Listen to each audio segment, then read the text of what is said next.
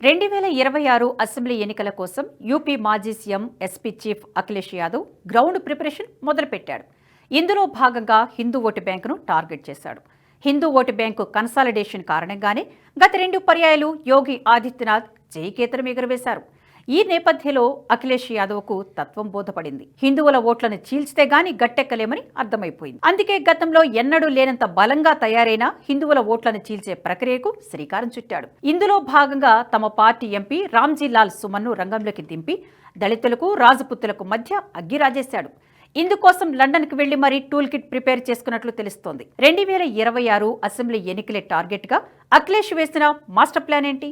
Hindu vote బ్యాంకును చీల్చేందుకు అఖిలేష్ వేస్తున్న పాచికలేంటి తెలుసుకునే ప్రయత్నం చేద్దాం. హిందూ ఓటు బ్యాంకును చీల్చే ప్రక్రియలో తమ పార్టీలోని సీనియర్ దళిత ఎంపీ రామ్జీ లాల్ సుమన్ను రంగంలోకి దింపాడు అఖిలేష్ యాదవ్. ఇంకేముంది, బాస్ ఆదేశాలతో రామ్జీలాల్ రాజ్యసభలో నిప్పు రాజేశాడు. ప్రస్తుత పరిస్థితులకు రాజకీయ పరిణామాలకు ఏమాత్రం సంబంధం లేని మేవార్ రాజు రాణా సంఘాపై వివాదాస్పద వ్యాఖ్యలు చేశాడు రామ్జీలాల్. మార్చి 21న రాజ్యసభలో ఆయన రాణా సంఘాను దేశద్రోహిగా అభివర్ణించడంతో వివాదం రాజుకుంది. ఈ ప్రకటన తర్వాత రామ్జీలాల్పై రాజపుత్ సమాజం ఆగ్రహంతో రగిలిపోయింది. ఆయనకు వ్యతిరేకంగా నిరసన కార్యక్రమాలు చేపట్టింది. ఇందులో భాగంగా మార్చి 26న కరణిసేన కార్యకర్తలు ఆగ్రాలోని ఎంపీ రామ్జీలాల్ సుమన్ ఇంటిపై దాడి చేశారు. ఇంటి ముందు ఉన్న కార్లను ధ్వంసం చేశారు. ఇంటి అద్దాలను ధ్వంసం చేశారు. నిరసనకారులు అతని ఇంట్లోకి ప్రవేశించడానికి ప్రయత్నించారు. దీంతో పోలీసులకు కర్ణిసేన కార్యకర్తల మధ్య ఘర్షణ వాతావరణం చోటు చేసుకుంది. ఈ ఘర్షణలో చాలా మంది పోలీసులు గాయపడ్డారు. ఇంతకీ రామ్జీలాల్ సుమన్ రాణా సంఘాను ఏమన్నాడో తెలుసుకుందాం. భారతీయ ముస్లింలు బాబర్ను ఆదర్శంగా భావించరని, సూఫీ సంప్రదాయాన్ని అనుసరిస్తారని అన్నాడు రామ్జీలాల్ సుమన్. ఇబ్రహీం లోడీని ఓడించడానికి బాబర్ను రాణా సంఘ భారత్ ఆహ్వానించారంటూ సంచలన వ్యాఖ్యలు చేశాడు. ముస్లింలను బాబర్ వారసులని పిలిచినప్పుడు హిందూ ద్రోహులు రాణా సంఘ వారసులై ఉండాలన్నారు. మనం బాబర్ను విమర్శిస్తాం, కానీ రాణా సంఘాన్ని ఎందుకు విమర్శించకూడదు అంటూ వివాదాస్పద వ్యాఖ్యలు చేశాడు. దీంతో రామ్జీలాల్ వ్యాఖ్యలపై కర్ణిసేన తీవ్ర ఆగ్రహం వ్యక్తం చేసింది.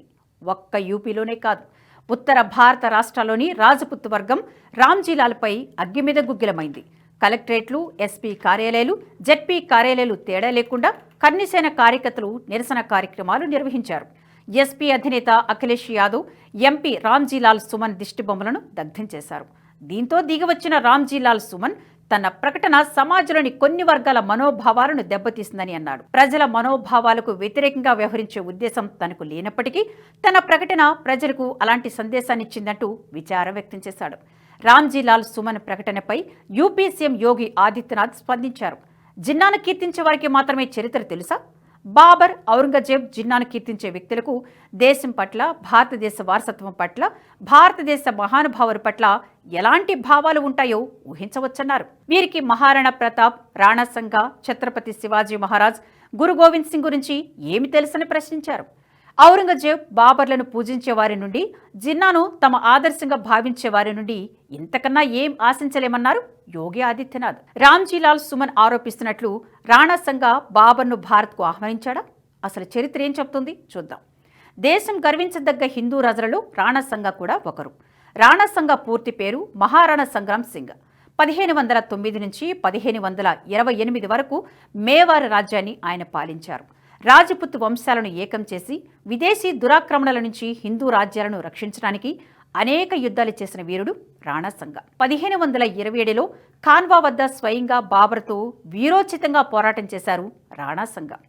బలోపేతమైన బాబర్ ఫిరంగి దళం కారణంగా ఓటమి పాలైనప్పటికీ తన వీరోచిత పోరాటంతో భారత చరిత్రలో నిలిచిపోయారు. ఛత్రపతి శివాజీ, మహారాణా ప్రతాపుల కంటే ముందే హిందూ రాజ్యాల రక్షణ కోసం ప్రాణాలకు తెగించిన పోరాడిన యోధుడు మహారాణా సంగ్రామ్ సింగ్ అలియాస్ రాణా సంఘ. హిందువులు గర్వించే అలాంటి మహాయోధుడిని పట్టుకొని బాబర్ను భారత్కు ఆహ్వానించాడంటూ అబండాలు వేశాడు ఎస్పీ ఎంపీ రామ్జీలాల్ సుమన్. నిజానికి బాబర్ భారత్లో అడుగుపెట్టడానికి కారణమైనవాడు ఆనాటి పంజాబ్ పాలకుడు దౌలత్ ఖాన్ లోడి. ఈ విషయాన్ని తన బాబర్ నామాలో స్వయంగా రాసుకున్నట్లు చరిత్రకారులు చెబుతున్నారు. ఆధునిక మధ్యయుగ చరిత్రపై అధ్యయనం చేసిన చరిత్ర నిపుణులు assistant professor doctor Jayantilal Khandelwal కూడా ఇదే విషయాన్ని ఆధారాలతో సహా వెల్లడించారు. బాబర్ నామాను ఉటంకిస్తూ అనేక కీలక విషయాలు బయటపెట్టారు. డాక్టర్ ఖండేల్వాల్ ప్రకారం నాడు ఢిల్లీ సుల్తాన్గా ఉన్న ఇబ్రహీం లోడీని ఓడించేందుకు నాటి పంజాబ్ పాలకుడు దౌలత్ ఖాన్ లోడీ తనను స్వయంగా ఆహ్వానించినట్లు తన బాబర్ నామాలో రాసుకున్నాడు. అయితే బాబర్ కాబూల్లో ఉన్నప్పుడే రాణా సంగా తన దూతని అతని వద్దకు పంపినట్లు చరిత్ర చెబుతుంది. అయితే దూతను పంపినంత మాత్రాన ఆక్రమణకు ఆహ్వానం పలికారని చెప్పడం సరికాదు. ఈ విషయాన్ని కూడా బాబర్ నామా స్పష్టం చేస్తుంది. తాను హిందుస్థాన్లో అడుగుపెట్టే నాటికి 5 ముస్లిం పాలకులతో పాటు 2 హిందూ రాజులు ఉన్నారని, వారిలో ఒకరు బీజాపూర్ రాజు కాగా మరొకరు మేవా రాజు రాణా సంగా అంటూ బాబర్ స్వయంగా రాసుకున్నాడు. అంతేకాదు, అప్పటికే రాణా సంగా తన శౌర్య పరాక్రమలతో అపారమైన కీర్తిని సంపాదించుకున్నట్లు రాసుకున్నాడు. కన్వా యుద్ధం గురించి బాబర్ను ఉటంకిస్తూ పలు విషయాలు వెల్లడించారు డాక్టర్ ఖండేల్వాల్. 1527 మార్చి 17న బాబర్తో యుద్ధం చేసేందుకు ఏకంగా 2 లక్షల మంది సైన్యంతో దండెత్తాడు రాణా సంగా. ఇస్లామిక్ రాజుల దురాక్రమణకు వ్యతిరేకంగా ఇంతలా పోరాటం చేసిన యోధుడు బాబర్ ఆహ్వానించడనడం హాస్యాస్పదం కాక మరొకటి కాదు. దీనిని బట్టి ఎస్పీ ఎంపీ రామ్జీలాల్ సుమన్ వ్యాఖ్యలు కేవలం ఓటు బ్యాంకు రాజకీయాల కోసమే చేసినవని స్పష్టమవుతుంది.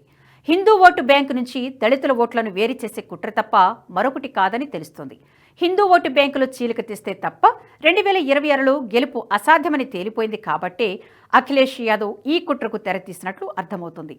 అయితే ఇందుకోసం ఆయన చేసిన కసరత్తు, కలిసిన వ్యక్తులు, దేశ వ్యతిరేక శక్తుల నుంచి తీసుకున్న సహకారం ఆందోళనకు గురిచేస్తోంది. ఆ వివరాల గురించి కూడా తెలుసుకునే ప్రయత్నం చేద్దాం. హిందువులను కులాలుగా విభజించే కుట్రకు తన లండన్ పర్యటనతో తెరతీశాడు అఖిలేష్ యాదవ్. ఇప్పటిదాకా రాహుల్, సోనియా గాంధీ మాత్రమే జార్జ్ సోరిస్ డీప్ స్టేట్తో అంటకాగి భారత వ్యతిరేక కుట్రలు సాగిస్తున్నారని అనుకునేవాళ్ళం. ఇప్పుడు ఇండి కూటమి మిత్రుడైన అఖిలేష్ యాదవ్ కూడా ఆ జాబితాలో చేరిపోయాడు. నిజానికి ఈ యువరాజులిద్దరికీ ప్రధాని మోదీ, యోగి ఆదిత్యనాథ్ వంటి నాయకులు ఉండగా హిందూ ఓటు బ్యాంకును కొల్లగొట్టడం అసాధ్యమని అర్థమైపోయింది. అందుకే హిందువులను కులాల వారిగా విభజించేందుకు విషవలయాన్ని సృష్టిస్తున్నారు. రాణా సంగా అంశాన్ని ఉద్దేశపూర్వకంగా లేవనెత్తడం ద్వారా రాజపుత్ వర్సెస్ దళిత్ వివాదాన్ని సృష్టించి హిందూ ఓటు బ్యాంకును విచ్ఛిన్నం చేయడమే అఖిలేష్ టూల్ కిట్ యొక్క ప్రధాన ఉద్దేశం. మైనార్టీ సంతుష్టీకరణ రాజకీయాల్లో సమాజ్వాదీ పార్టీ ఇప్పటికే ఆరితేరిపోయింది. ఔరంగజేబు వంటి క్రూరమైన పాలకులను కీర్తించడంలో ఎస్పీ నాయకులు ఇప్పటికే హద్దులు మీరిపోయారు. ఇప్పుడు ఓట్ల కోసం చరిత్రను వక్రీకరిస్తూ హిందూ రాజులను కించపరిచే స్థాయికి దిగజారారు. ఎస్పీ అధినేత అఖిలేష్ యాదవ్ లండన్ పర్యటనకు వెళ్లొచ్చిన వెంటనే ఔరంగజేబుకు మద్దతుగా రాణా సంగాకు వ్యతిరేకంగా ఎస్పీ నేతలు ప్రకటనలు ఇవ్వడం పలు అనుమానాలకు తావిస్తోంది. దీని వెనుక డీప్ స్టేట్ కుట్ర ఖచ్చితంగా ఉంటుందనే భావన వ్యక్తమవుతుంది. ఎస్పీ చీఫ్ అఖిలేష్ యాదవ్ మార్చి 5న తన కుటుంబంతో కలిసి లండన్ పర్యటనకు వెళ్లారు. అయితే లండన్ పర్యటన ఆయనకు కొత్తేం కాదు. కానీ సరిగ్గా పార్లమెంటు సమావేశాలు ఎగ్గొట్టి మరీ లండన్ పర్యటనకు వెళ్లారు అఖిలేష్. ఇదే సమయంలో రాహుల్ గాంధీ వియత్నాం టూర్కు వెళితే అఖిలేష్ యాదవ్ మాత్రం డీప్ స్టేట్ హెడ్ క్వార్టర్ లాంటి లండన్కు వెళ్లడం అనుమానాలకు తావిస్తోంది. వచ్చి రాగానే లక్నోలో, న్యూఢిల్లీలో ముస్లిం లీగ్ ఏర్పాటు చేసిన ఇఫ్తార్ విందులో పాల్గొన్నారు అఖిలేష్ యాదవ్. సోనియా గాంధీతో కలిసి విందు ఆరగించిన అఖిలేష్ ఆ వెంటనే తమ పార్టీ ఎంపీలతో, ముఖ్యంగా రాజ్యసభ ఎంపీ రామ్జీలాల్ సుమన్తో భేటీ అయ్యారు. ఈ భేటీలోనే రాణా సంగా టూల్ కిట్ కు ప్లాన్ చేశారనే అనుమానాలు వ్యక్తమవుతున్నాయి. అఖిలేష్ యాదవ్ ఓటు బ్యాంకు రాజకీయాలు ఫలిస్తాయా, లేక హిందువులు మరోసారి కర్రు కాల్చి వాత పెడతారా తెలియాలంటే మరో 2 ఏళ్లు వేచి చూడాల్సిందే. ఈ వీడియో మీకు నచ్చినట్టయితే లైక్ చేయండి, 10 మందికి షేర్ చేయండి. అలాగే కామెంట్ల రూపంలో మీ అభిప్రాయాలను మాతో పంచుకోండి. Nationalist hub group of channels ను సబ్స్క్రైబ్ చేసుకుని తెలుగునాట జాతీయవాద జర్నలిజాన్ని ప్రోత్సహించండి. ఈ వీడియో కింద ఉన్న బెల్ ఐకాన్ పై క్లిక్ చేయడం మర్చిపోవద్దు.